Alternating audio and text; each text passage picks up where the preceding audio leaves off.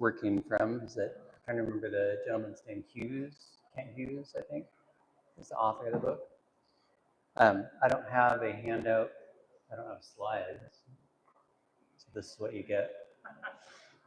Have to admit there's a little bit of pride, maybe even some arrogance when I signed up for this particular one, because I saw discipline of mind and I thought, hey, I'm pretty disciplined. You know, this is something that I've got. I can do this, and there's something I'd be able to share, some kind of wisdom, hopefully, that I'd be able to share with people.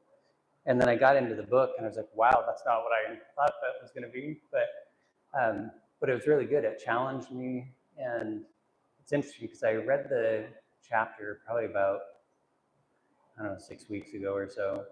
So over the last 6 weeks, I've been processing all the information in that and realizing how weak I am in this area sometimes.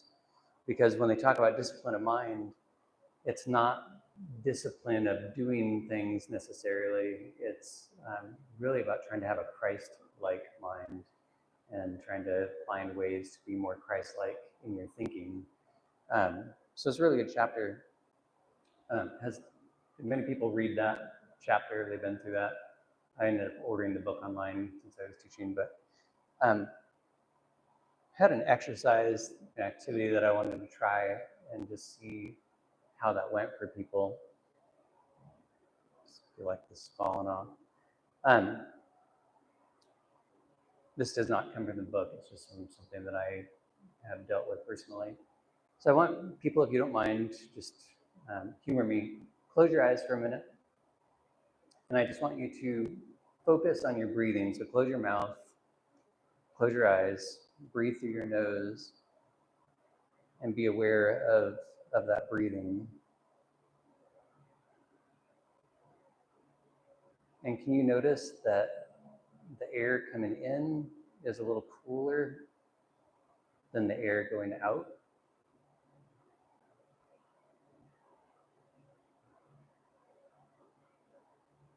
Just think about that for a second. Okay, go ahead and open your eyes. How many people could actually sense that, the difference in the heat? Okay.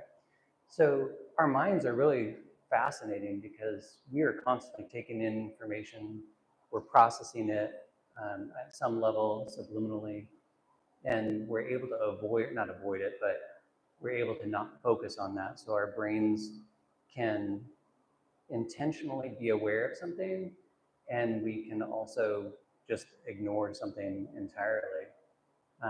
And we do that all day long. Like if you were to sit there and if I told you to think about your feet right now, and you were to consciously think about that, you would actually be able to feel your feet, or you can feel your hands. So you can move your awareness around your body and be aware of different things. And that's just fascinating because that's just the way that our bodies work. And I'm going to use this.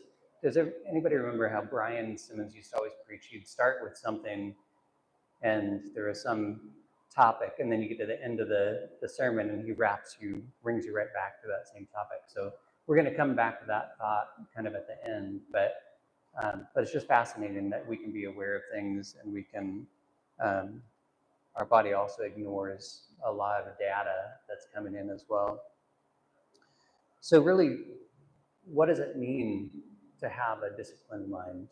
What is that? If I said that we want to have a disciplined mind, what does that mean to you guys?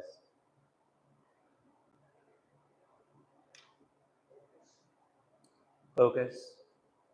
Yeah.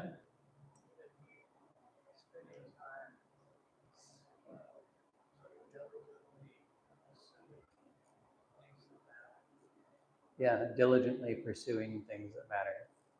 Yeah, that's great. So free from distraction. How about that?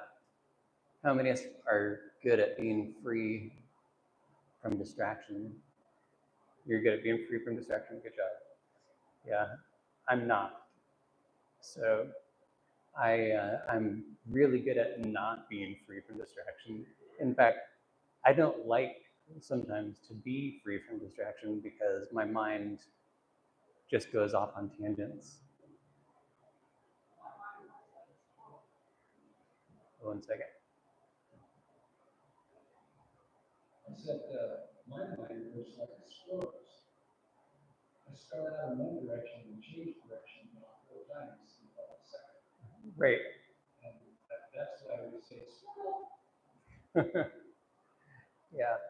And what happens sometimes when we have too much time, not too much time, but when you have time to think, what happens? They're good things and bad things, right? So sometimes we can get, when there's too much time or when it's quiet, your brain can go a lot of different directions, right? Yeah, I mean, I think sometimes when you're quiet, still, that's when good stuff comes to you, rather than you having to go out, find it, organize it, take it, put it in. It can come to you. Sort of an awareness that comes to you, like when you study scripture, for example, if you're quiet, and meditate about it comes to you. You don't go in there and take stuff out per se. That's mostly what we do in our lives. Simply is find a problem, go figure out how to fix it, go do it, get it done. And but this kind of thing is more like allowing it to come to. Right. Yeah. Good.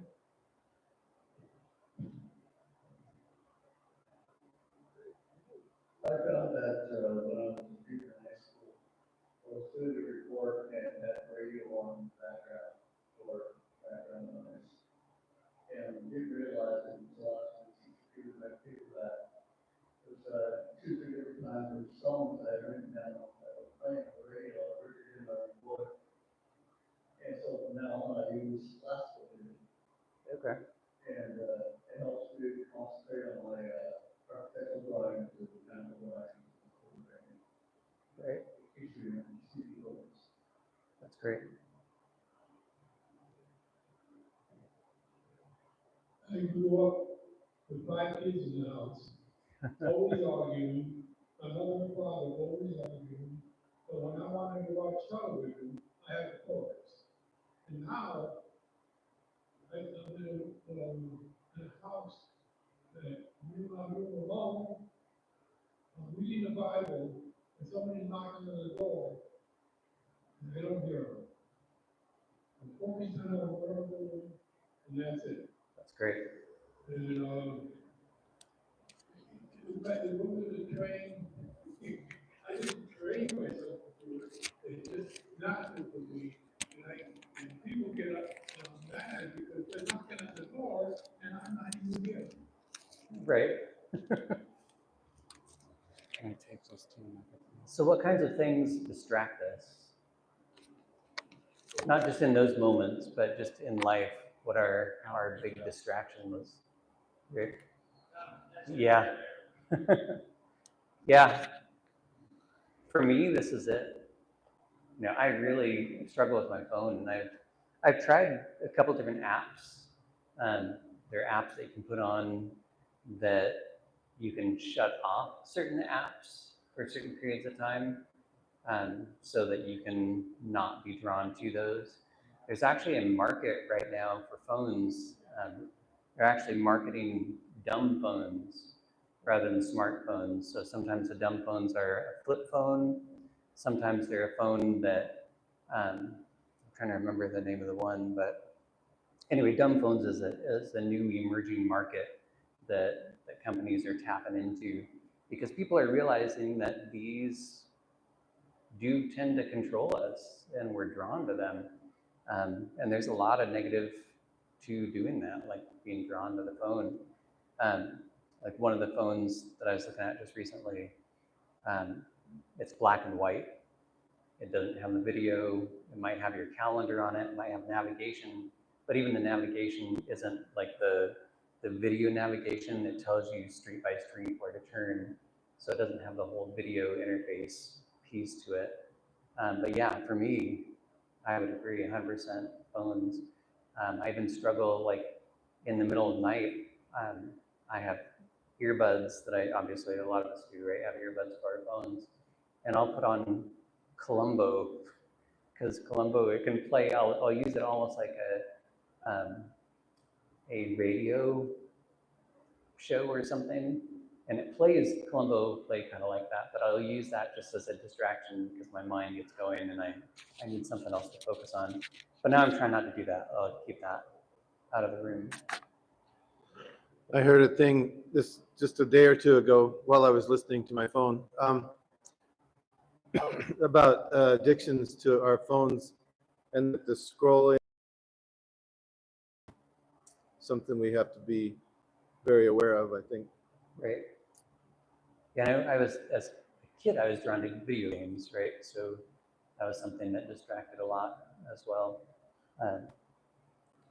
But there's a lot of things that distract us. TV, that distracts us. Sometimes even good things, hobbies. You can have hobbies, but hobbies can be distracting sometimes from having a Christ-like mind, right? So if the goal in this is to have the mind of Christ, if we have things that are distracting us, anything really that distracts us, our careers. I know that I own a business and I spend a lot of time day and night thinking and oftentimes worrying about business, even though I'm blessed and things have gone really well. Even when things are going great, I find myself worrying about something that I shouldn't be worrying about. And it's just something that distracts me. And when I go to take a physical, they always play this little trick with you anymore when you reach a certain age. They say, I want to give you 3 words. I'm going to ask you what they are later. And they give you 3 words. What am I focused on for the next 10 minutes? Why? Because it's very important that I remember those 3 words. Otherwise, they're going to take my driver's license away from me. Right. Yeah. So we focus on things that are important to us. And I was thinking about that, Jesus was distracted all the time. But what would he do? He would go away by himself so he could focus and he could talk to the Father. And that seems to me that sometimes you just need to find a room where the TV is not there, where your cell phone is not there, or where you can just be distracted, be not undistracted for whatever time you want, if it's that important to you. And I think that's the key. We can be undistracted by things that are by when we're focusing on something that is important to us. Right. How many of you have a place that you go to where you can actually just unwind until you do? Yeah, I can think of a few places. I'd say I'm a hunter. I never get anything. So it's actually a good kind of hunting because I can just go out and largely because of my second son or third son, Alden. He really got into hunting years ago. He's the knife maker and very outdoorsy and always wanting to go out and hunt. So we have spent a lot of time over the years hunting. But those are some of the best moments, actually, just sitting out in the woods and might be pouring down rain. And I'm sitting under a tree and I'm looking out over, you try to get to a viewpoint, right? So sitting under a tree, pouring down rain, and you're just looking out there with a cup of coffee, because I'll bring my cooker with me and things like that. I have a tree stand on our property too, where sometimes I'll go out to the tree stand, and it's another one that Alden and I built to go out and watch for deer. And he's got a good picture of a cougar that he got out by our tree stand as well. That was pretty neat. But I'll go out and I'll just sit, sometimes. And I'm not good about taking those moments, but I need to be. I've got a couple different places like that I like to go. So other things that distract us, lust is a distractor sometimes. Worrying, dwelling on the past. I'm pretty good about dwelling on the past. And that's, if you want to talk about being focused, I'm pretty good about doing that one sometimes. But what should we be focused on?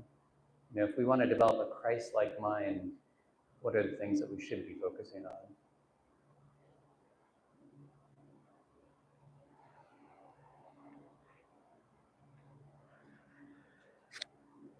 I know each day as I'm going to work, I have a prayer routine that I try to have. But I oftentimes will just say, Lord, help me to find those that will come to me today and make a good use to put a good word in for you. And I think it helps focus my mind on and give me myself a goal that each time a client comes to my desk or I meet him in the lobby, that I try to find a way to put God in the conversation. And so I just find it more successful if I submit myself at the beginning of the day to try to do something for him, and then at the end of the day reflecting on who those conversations were with. That's great. Great.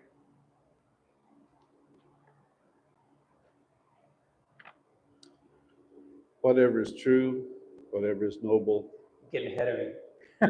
You asked the question, brother. I did. Yeah, good job. Good answer. When you read this list and you allow your mind to dwell on those things, the likeness of Christ comes out of you. This is a powerful teaching that about our focus. Yeah. That's actually where I want to kind of go next. Philippians 4:8. You're spot on, Greg. So I'm going to jump down to that. So finally, brothers, whatever is true, whatever is honorable, whatever is just, whatever is pure, whatever is lovely, whatever is commendable, if there is any excellence, if there is anything worthy of praise, think about these things. So what's unique about every single one of those things that Paul lists there? True, I'm going to repeat those.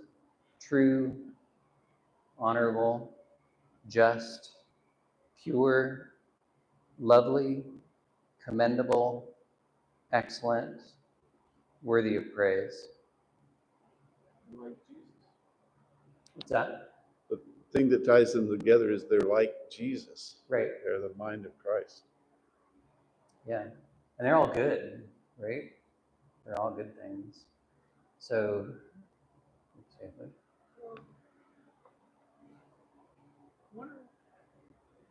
One of the things you just said was a distraction was your former life before Jesus. Well, I feel that's my gift because my addiction has now helped at least 80 people to know that Christ is the only way. And it's not that I'm looking at my old addiction as something that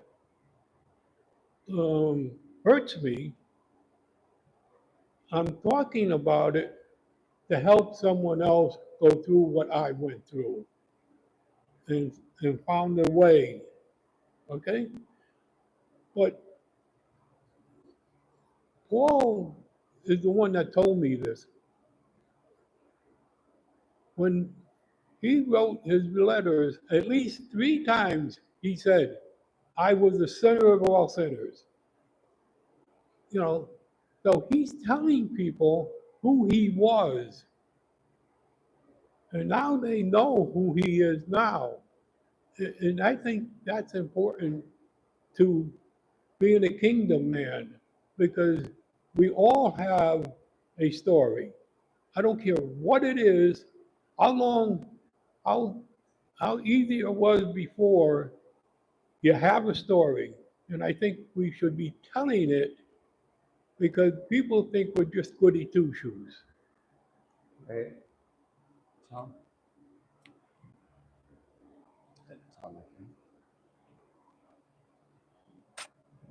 You asked what was common or unique about that list.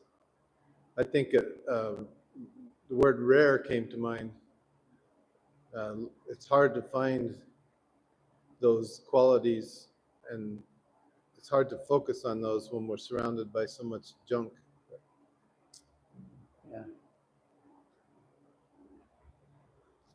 An interesting little footnote that I read on this is that these are the qualities that inspire praise to God and worship to others, that's very interesting.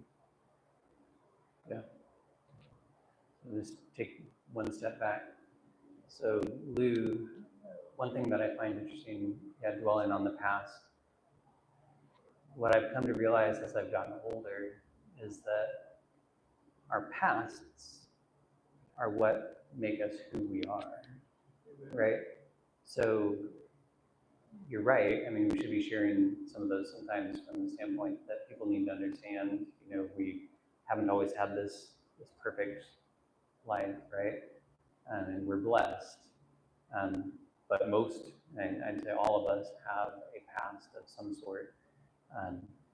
So you can get caught up in dwelling on that, but I've come to realize over time that past is what made me who I am as well.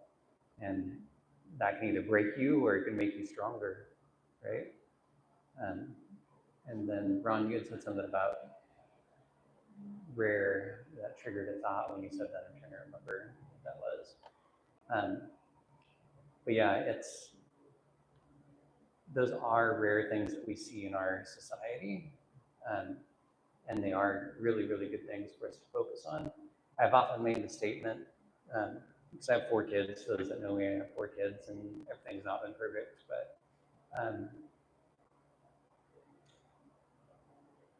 our kids nowadays are pulled in so many different directions. It's just, yeah, it's amazing, and I think about that. And I've often, my wife and I have had this conversation before a number of times, that it'd be really tough to grow up in this environment, like in the world that we're in right now. When we talk about distractions, for us as, for me, I'm a 56-year-old man, the distractions that are there. But man, if I were 15, 16, 17, teen, with all the distractions that are there that are just right at your fingertip on your phone, and just life in general, what a tough time to grow up. So even more important to kind of create that legacy of focusing on things that are good, things that are pure, things that are worthy of praise. I think we need to make that example. The end result of that, of course, is peace.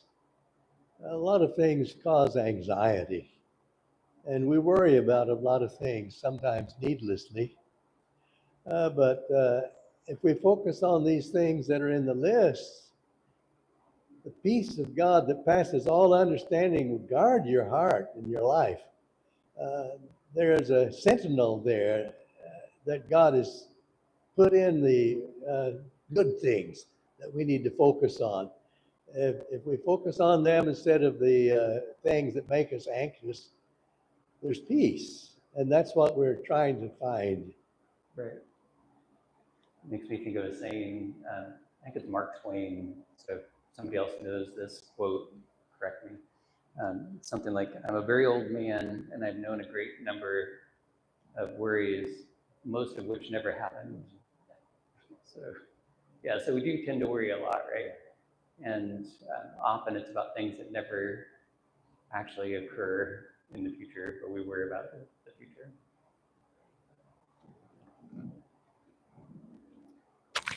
These things on this list are things that are kind of eternal.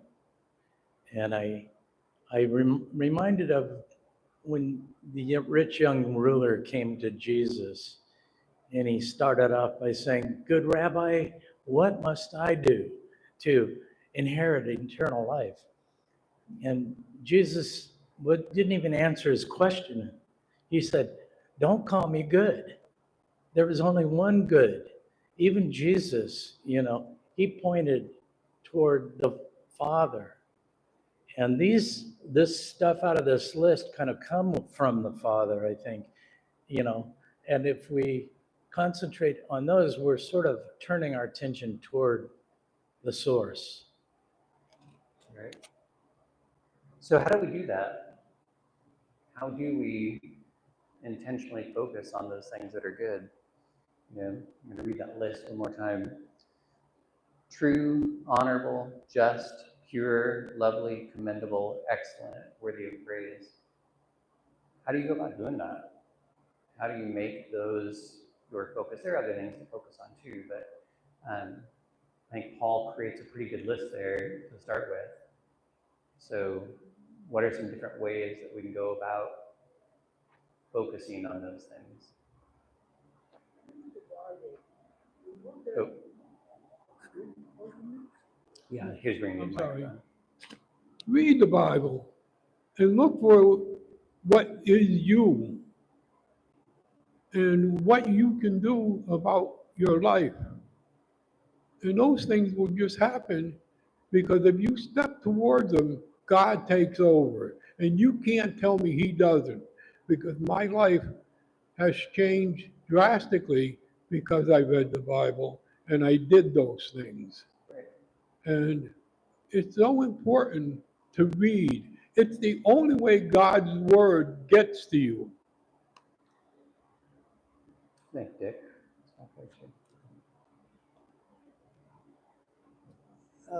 Prayer is one of the things that brings us back to our focus. I was looking here.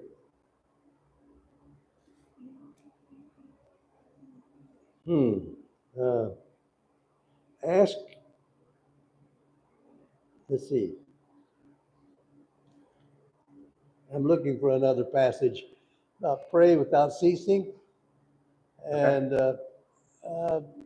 count our blessings in the process and focus on the good things that have been happening and how we have so many things to be thankful for when we count them. And so shifting our attention from the negative to the positive is a very important way, I think, to have the peace. Right. Great. I think one of the first things you have to do is to believe that those things are out there. You know, we live in such a cynical world and we feed on such tragedies in our society that we become cynics, that there's anything noble. Is there anything, you know, and so you have to believe God is providing things around your experience that you are not seeing or that you should be seeing, and to acknowledge them changes who you are. Great. Tom.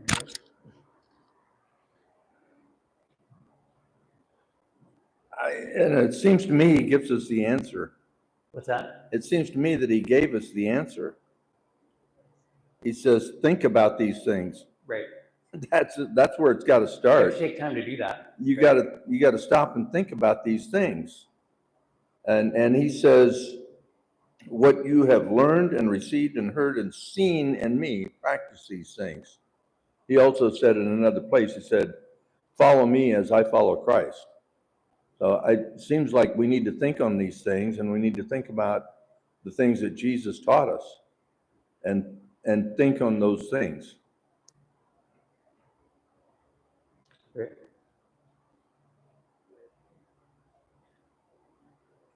When I was growing up, there was a newspaper, maybe some of you that are older will remember the Grit. And one of the things about the Grit that I found refreshing was it focused on the goodness in man.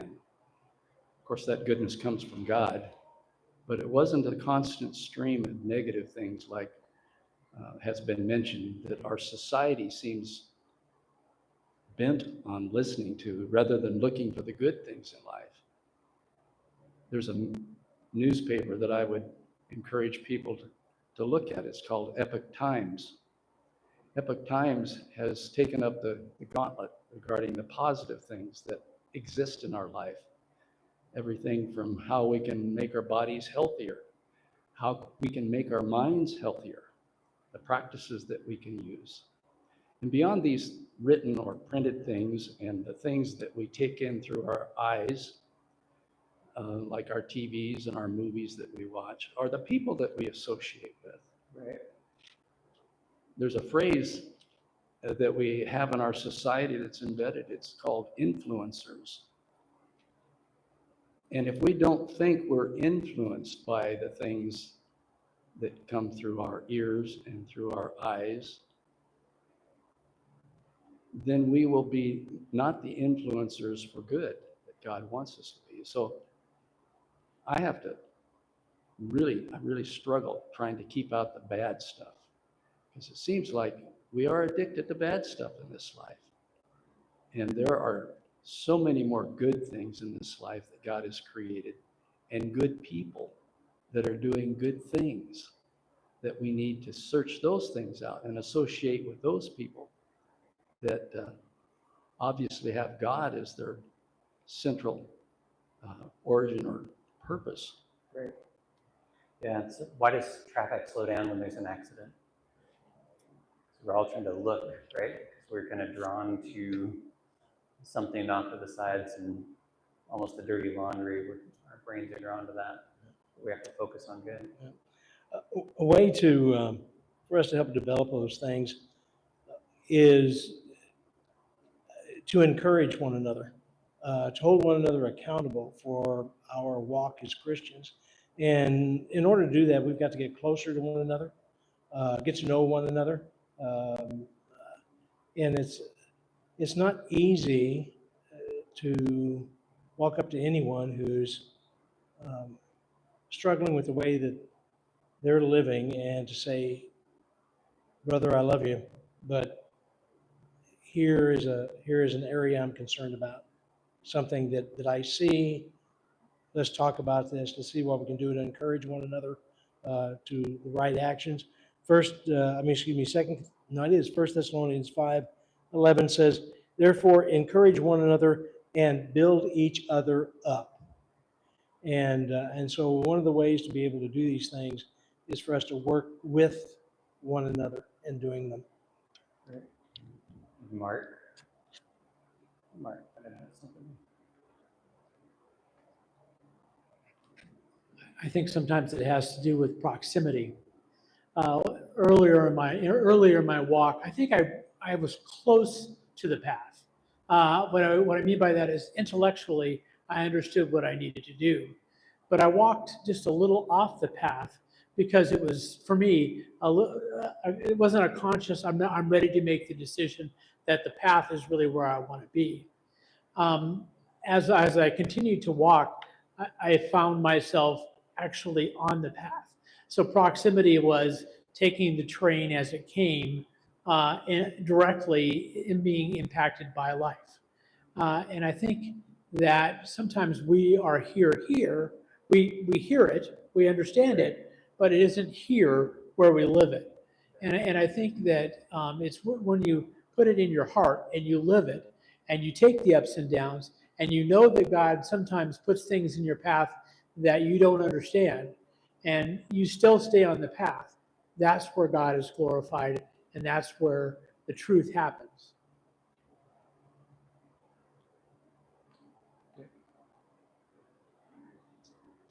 We haven't mentioned it, but one of the primary ways that we can keep on track, keep focused, is by reading the scriptures. There's power in the word. And when we get off track, this reminds us of what we should be thinking about. And it focuses our attention on the divine rather than the physical. Yeah, I'm not, by no means am I perfect at all these things, right? None of us probably are.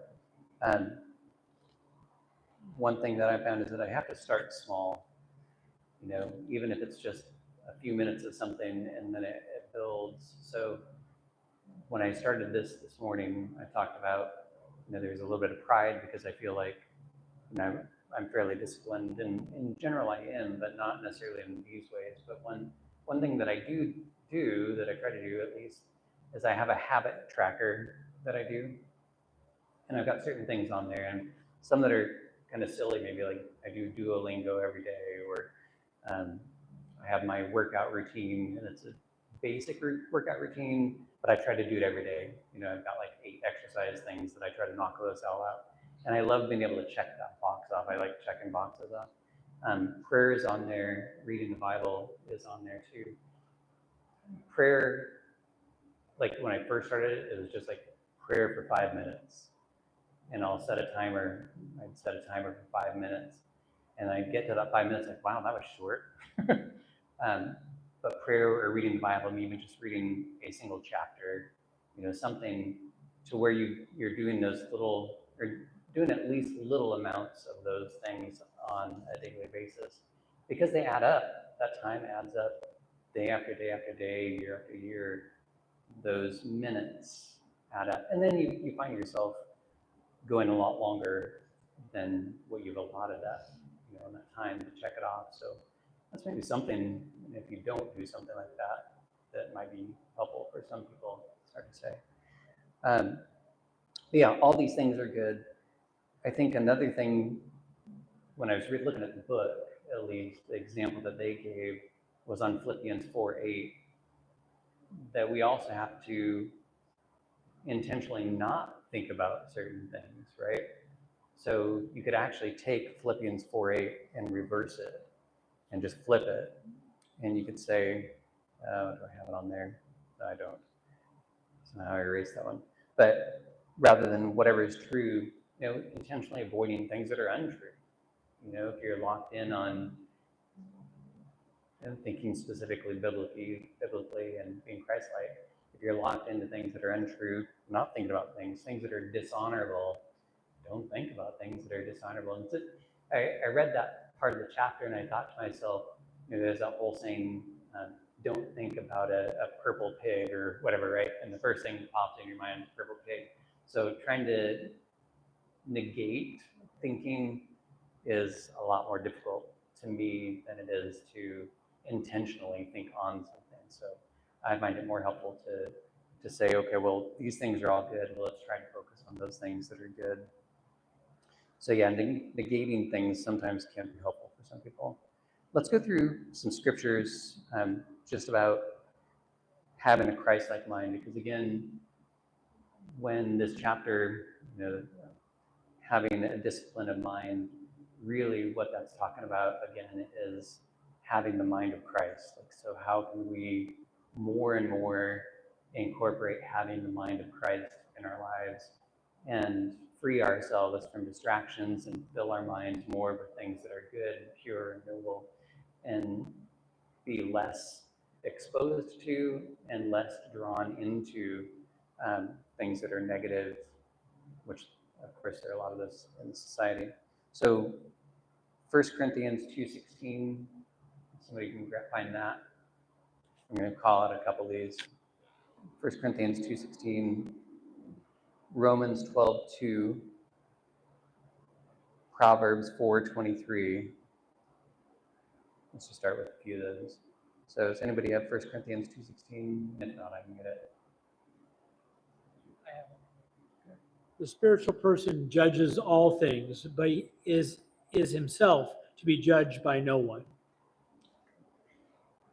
So mine, I wonder if I got the wrong one there. So Maybe I missed it too. no, that's okay. So mine says, for who has understood the mind of the Lord so as to instruct him? But we have the mind of Christ. So 1 Corinthians 2:16, having the mind of Christ. Okay. Romans 12:2. Phil?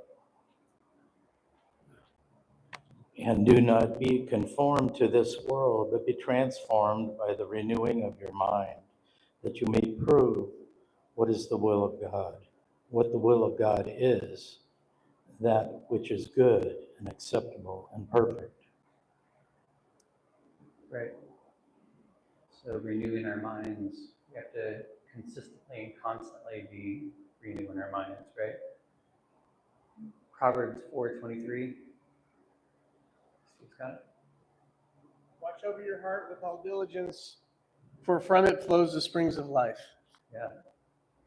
So, I mean, it's not a mind one specifically, but we have to be guarding our hearts, right? Because there's a lot to distract us and pull us away from having a mind of Christ.